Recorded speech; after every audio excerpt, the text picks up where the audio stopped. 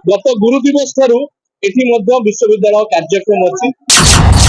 तीनोटी विभाग अछि एबे एवं प्रत्येक विभाग रे 24 टी पिला एडमिशन नबार अछि सुविधा।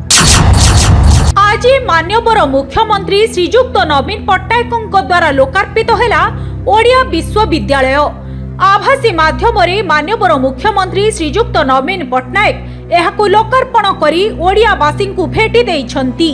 ओडिया विश्वविद्यालय खेल पड़िया आयोजित एही लोकार्पण उत्सव रे उच्च शिक्षा मंत्री अतनु सब्यसाची नायक, सत्यवादी विधायक उमाकांत सामंतराय, कुलपति सविता प्रधान, उच्च शिक्षा विभाग सचिव अरविंद अग्रवाल प्रमुख एही लोकार्पण उत्सव रे जोग देइथिले।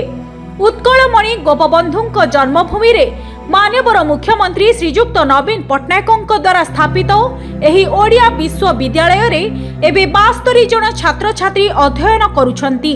विशेष करी ओडिया भाषा और पारंपरिक साहित्यर हेबो प्रचार प्रसार एही ओडिया विश्वविद्यालय रो मुख्य उद्देश्य।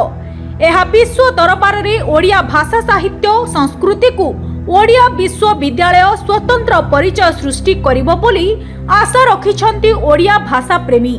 प्राय 75 कोटी टंकार निर्माण करा जायथिबा एही विश्वविद्यालय रे क्लासरूम सहित सेमिनार हॉल, फैकल्टी रूम, विभागीय मुख्यंक प्रकोष्ठ, शौचालय, अत्याधुनिक लाइब्रेरी और कंप्यूटर लैब, 72 कक्ष विशिष्ट छात्रावास, 16 कक्ष विशिष्ट स्कॉलर छात्रावास, कैफेटेरिया, विश्वविद्यालय परिसर रे थिबा राधाकुंड पुष्करिणी रो पुनरुद्धार करा जायछि। जे सत्यवादी पंचशतांग पीठ रे आज ओडिया विश्वविद्यालय रो विराट आज अट्टालिका एवं क्लासरूम ठारू आरंभ करी अन्य व्यवस्था सब किसी आज लोकार्पित करा जायछि। माननीय मुख्यमंत्री श्री नवीन पट्टनायक करिसेंते ओडिया भाषार प्रचार प्रसार एवं ओडिया अस्मिता को रखिबा पई ए जो अभिनव उद्यम कराइছে निश्चित भाव में प्रशंसनीय। एवं गत गुरु दिवस ठारू एठी मध्य विश्वविद्यालय कार्यक्रम अछि। समग्र राज्य पई केवल नुहे ओडिया को भल पाउथिया ओडिया भाषा को भल पाउथिया प्रत्येक लोकन पई ये गोटे विराट अनुष्ठान। जनर पुनरुद्धार पई मध्य इति मध्यरे प्राय 10 कोटी रु अधिक टंका दिया जायछि। आउ जा लागिवो इति मध्यरे माननीय मुख्यमंत्री को निर्देश रे 5टी अध्यक्ष आसी बुलिकरी सबु किछि निर्देशनामा दिया आइछि। से कार्य मध्य युद्धकालीन भितर चालिछि। तीनोटी विभाग अछि एबे एवं प्रत्येक विभाग रे 24 टी पिला एडमिशन नबार अछि सुविधा। एटा सुविधा सब करा मैडम ओडिया माने नुवा कैंपस